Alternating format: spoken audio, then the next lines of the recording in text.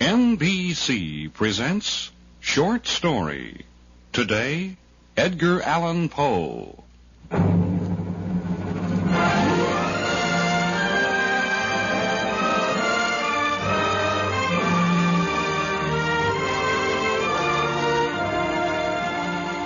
Just how strong, how powerful is that force within us we call conscience? Where does imagination end and fear begin? And where does the combination of all three completely destroy all reason? We'll find some answers in today's short story by Edgar Allan Poe. It begins in just a moment.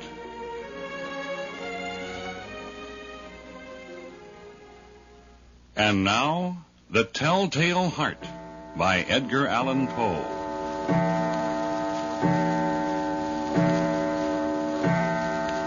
8 o'clock. 8 o'clock in the evening.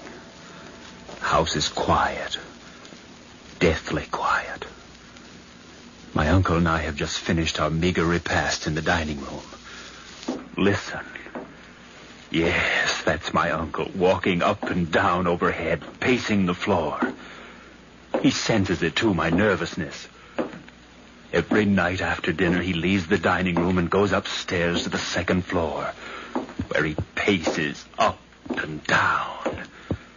And suddenly, his heart begins to beat louder and louder. You can't hear it, but I can. My nervousness has sharpened my senses. Yes, I can hear things no one else can hear. Confound my senses. The footsteps. They've stopped. Now he'll walk down the circular stairway and join me here in the parlor. And I'll have to look at him, watch him. That eye. I've nothing against him. But his eye, that huge, distorted eye.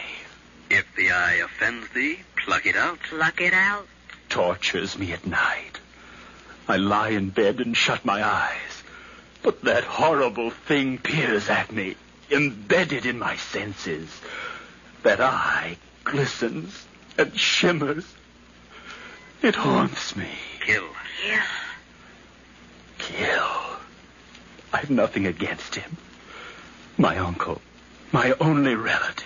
The eye. Pluck out the The eye. eye. The eye. He's coming, yes, now down the stairs. Sniffing as he blinks. The swollen lid covers that eye. Uncle. Is that you? Is it me? Of course it is. Who else would it be, Charles? I don't know. Now for a nice hour of relaxation. Will you join me in a cigar, Charles? Here, take this one of mine. Thank you, Uncle. Sit down here. I'd prefer sitting back here, Uncle. Oh, nonsense. I can't see you over there, and you can't see me. Come, sit over here. I'd much prefer to stay here. Do you dislike my company after all these years, Charles? No, Uncle. All right, I'll join you. But why are you staring at me like that? The eye. Look at the eye. Staring at you. Red and swollen hideous. A pale blue film covers it. Kill. Charles? Yes, Uncle. Come, light up your cigar. Here's a light. Now, that's better, my boy. These cigars have a rich, fragrant aroma. A very rich, fragrant aroma. It lulls a man's nerves into a peaceful state. It leaves the mind free for contemplation, doesn't it? Kill. Yes, Uncle. Kill. Nothing like the hours spent meditatively. Oh, blasted visitors. You answered the bell, Charles. Yes, Uncle. I dislike being interrupted like this.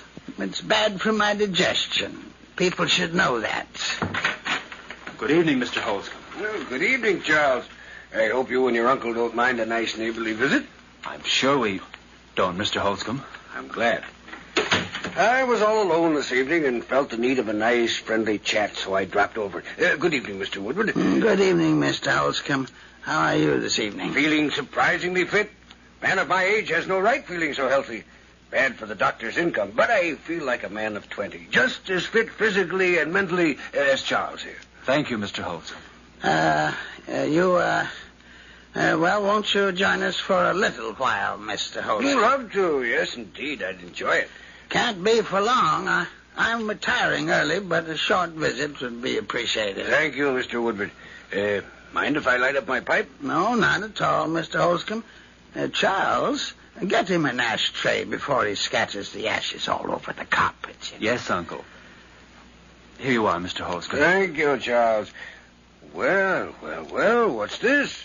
Well, as any idiot can plainly see, it's a knife. Yes, a knife, Mr. Woodward. It's a strange-looking knife. Belonged to our ancestors. Charles, what's it doing down here off the hook on the wall? I took it down from the wall to clean it, Uncle. Clean it? Well, old knives are supposed to look old. Clean it. Clean it. I'll put it back. Be careful, Charles, my boy. I knew of a young man exactly your age who took a family heirloom down from the wall one night and well, blasted if it didn't slip and cut off his right arm. Yes, took the arm clean off right to the elbow. He was a mechanic by profession, and it ruined his career.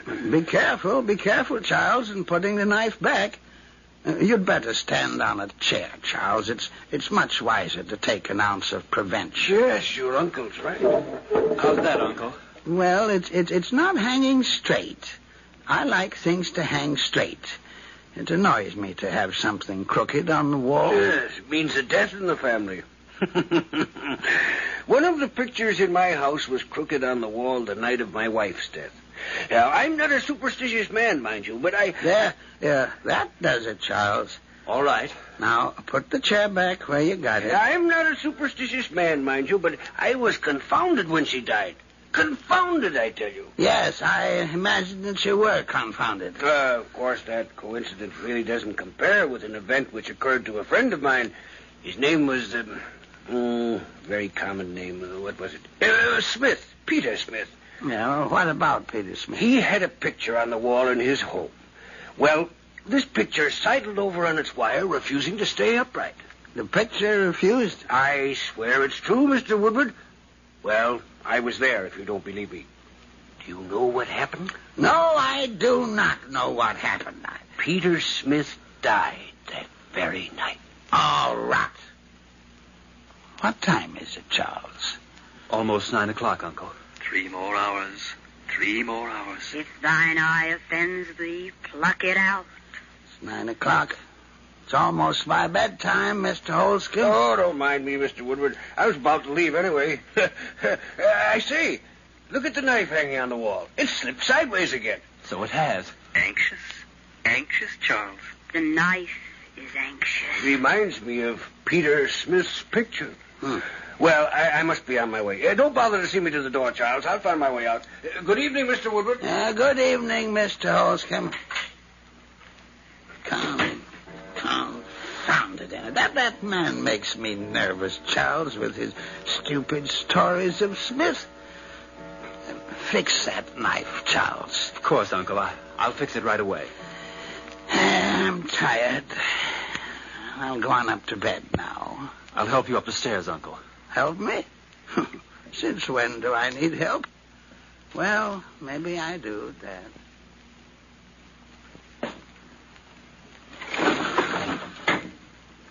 Anything else you want of me besides opening this window, Uncle? No, nothing, Charles. I'd better take this chair out of your way. Oh, the chair isn't in my way. In case you should awake during the night and want to get out of bed. You don't want to stumble over chairs on your way to the door. Well, I never awake during the night, Charles. But you might. Or we might. Yes, we might. We might creep in here. I might, yes, I might. Oh, I might do anything, my boy. I also might not. Now, take the candle with you before you leave, Charles. Of course, Uncle. I hadn't intended to leave it burning. Of course. We'll take it with us. Of course, of course. Good night. Good night. 9:30. 9:30. I must be clever. I must think everything out very carefully.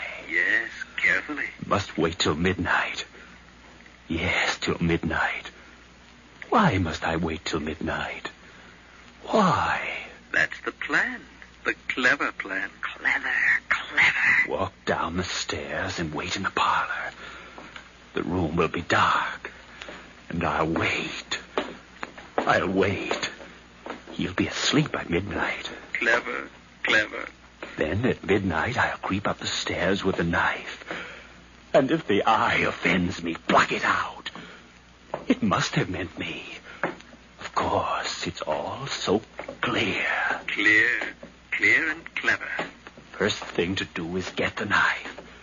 Go into the parlor, stand on the chair, and get the knife. Be careful, Charles. Careful, careful, careful with the chair. You pull up the chair and stand on it, but be careful. I'm always careful. Now I've the knife. What do I do next? What is the plan? Sit and wait. Sit and wait. Oh, the doorbell. Who could it be at this hour? This isn't part of my plan. No, not part of my plan. Get rid of them, whoever they are. Get rid of them. Oh, Mr. Holscomb. Sorry to disturb you, Charles, but I left my pipe here. I looked all over my house for the blasted thing before I remembered I'd left it here. Well, it must be in the parlor. Don't bother yourself. I'll get it. It's no bother. Why, you're trembling, Charlie. Did I frighten you when I rang the bell? Well, I wasn't expecting you. No, not expecting you. Expecting you. I read of a man in the paper who died of fright when his doorbell rang. It was just the other day I read it. Very amusing article, too. Oh, here's the pipe. Imagine my leaving it behind. Yes, imagine it. Thanks again, Charlie. What's this knife doing down here again? It slipped. Slipped again, did it? Well. Just like the picture at Peter Smith's. Let me know if anything happened.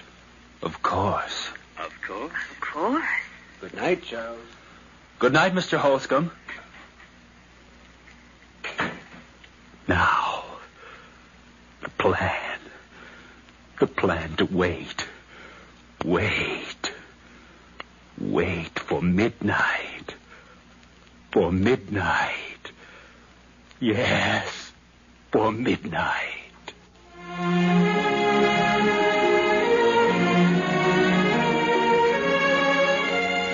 Our story continues after this brief pause.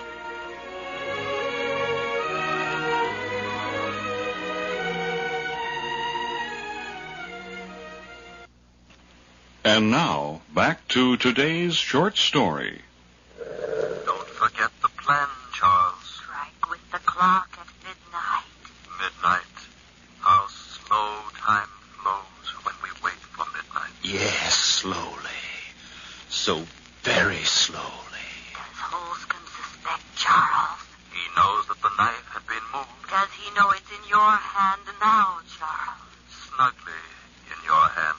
The plan calls for the knife to be in my hand. Charles, your palms are moist.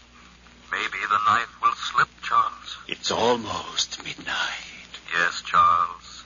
15 seconds. Maybe the knife will slip, Charles. It can't slip. It belongs in my hand. Where is the lantern, Charles? You've got to see, you know. I have it. It's ready. Listen, Charles. Listen.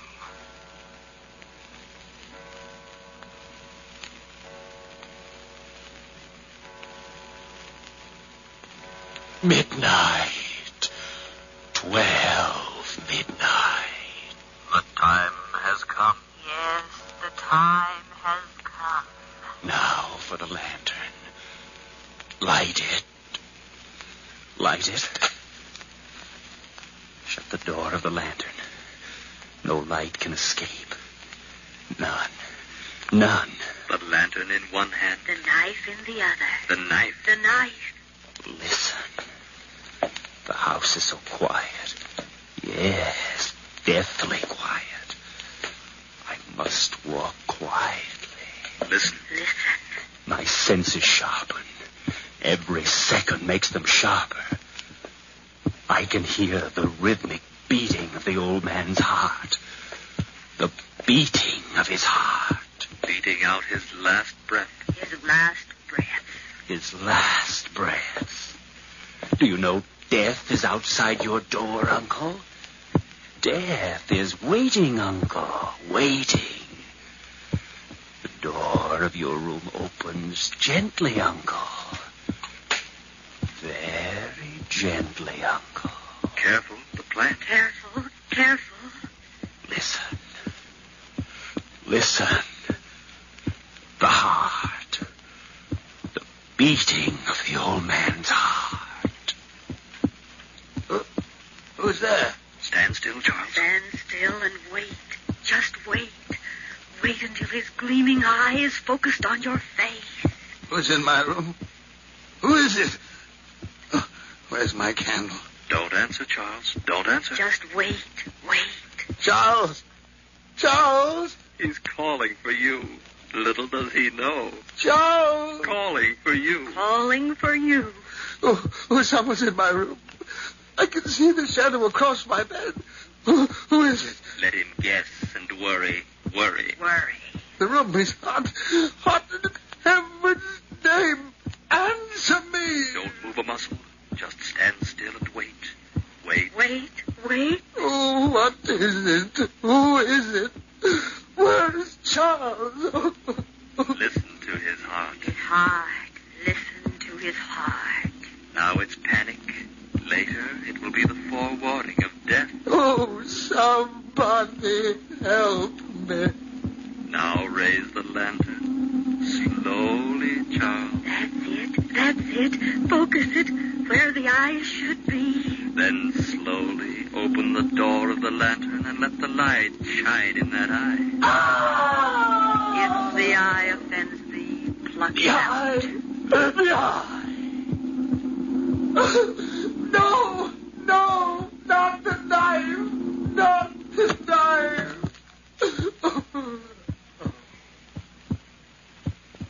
Listen to the heart beat its last beats. He's dead. He's dead.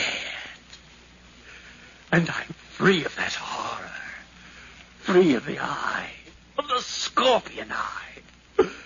The horrible scorpion eye.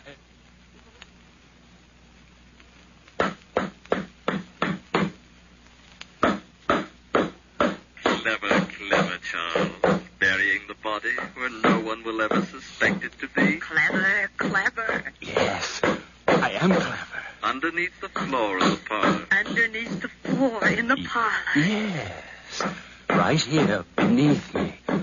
I must be careful, very careful. You are careful. Hammer the nails in straight. The nails are important. Very important. One more nail, and then my job is done. 1, 2. Now what? Oh, yes. Pull the big upholstered chair over the grave. There. And then place the carpet just as it was in front of it. Clever, clever. Yes, I am clever. Very clever. The plan has worked. He's dead. He's dead. And no one knows. No one knows? I've cleaned up his bedroom, scrubbed it, put his clothes away. Not even a bloodstain remains to give me away. Not one? Not one. No trace. No trace at all. You're positive. Of course I'm positive. Clever, clever, Charles. Of course I'm clever. Today I'll tell the neighbors my uncle left for the country. Will they believe you? Of course they'll believe me. Believe you? Believe you? And tomorrow, early tomorrow morning, I'll say I'm leaving to join my uncle in the country. It's so easy. I'll disappear. Disappear completely from the world. Forever from that eye. That huge, distorted eye. So I dropped over to this precinct station, Inspector Gelby, and thought I'd tell you about it. Yes, a very strange story, Mr. Holscomb. You say this old man, Mr. Woodward, has never left town for the baths before? Not for the last 20 years, sir. I've been their neighbor for longer than that, really. And the nephew, Charles Woodward. How did he seem this morning? Very much the same as usual, perhaps a trifle more chipper. Said he was looking forward to joining his uncle at the baths tomorrow.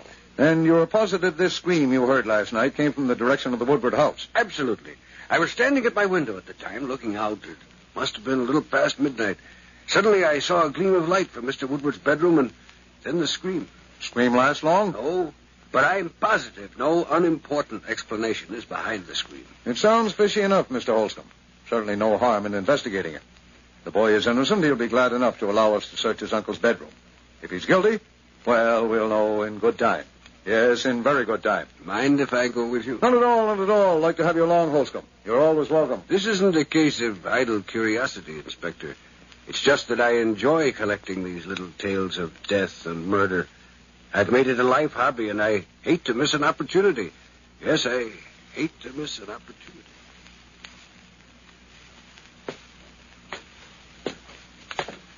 Search the house, Inspector, if you don't believe me.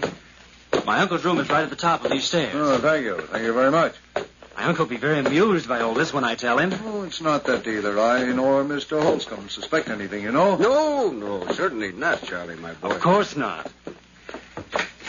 Yep.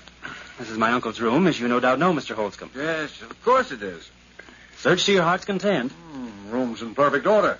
If I murdered my uncle mysteriously, there ought to be at least one blood stain on the bedclothes or on the floor. Mind if I undo the bed to look at the sheets? Well, not at all, Inspector. Careful. You're clever, but be careful. The bed sheets are used, but there's certainly no sign of violence here. Well, naturally, Inspector. And the floors?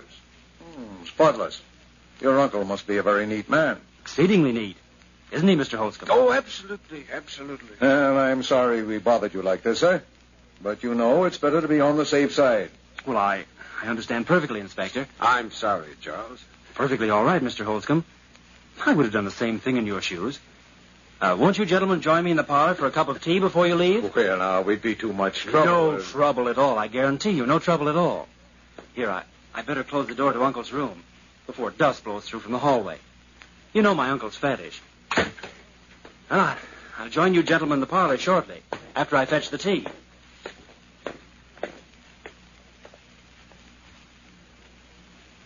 A very amusing story. A very amusing story, Mr. Holscomb. I always thought so, Inspector Gilby. You collect stories of crime, don't you, Mr. Holscomb? Yes, indeed. I found some prize ones in my day. Yes, I imagine you have. He'd enjoy your story, Charles. Yes, he'd enjoy it. Enjoy it. Pass the sugar, Inspector, please. Huh? Oh, yes. Here you are. Listen, Charles. What is it? Listen. What'd you say, Charles? Nothing. I've a very amusing story about a woman in India. I read it in the paper the other morning just as I was eating some very fine orange marmalade. Listen. It's the heart, Charles.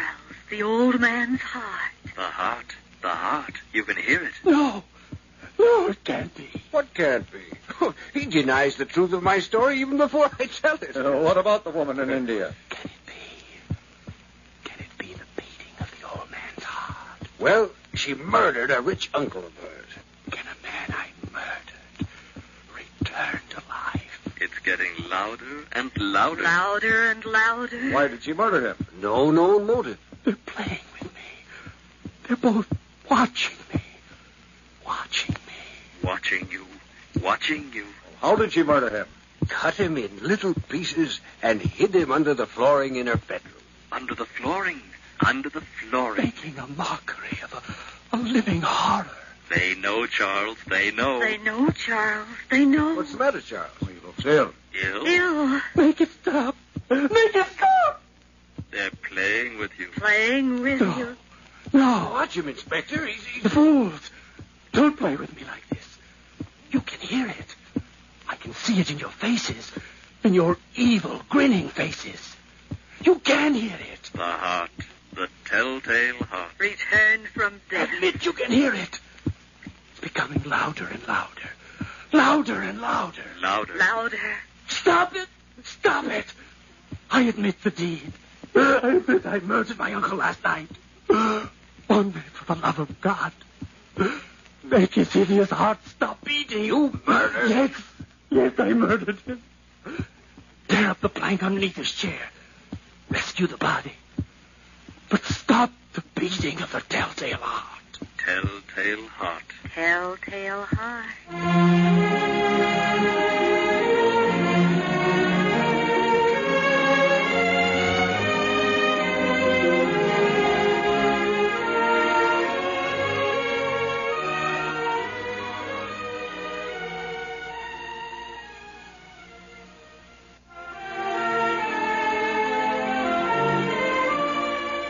This has been NBC Short Story.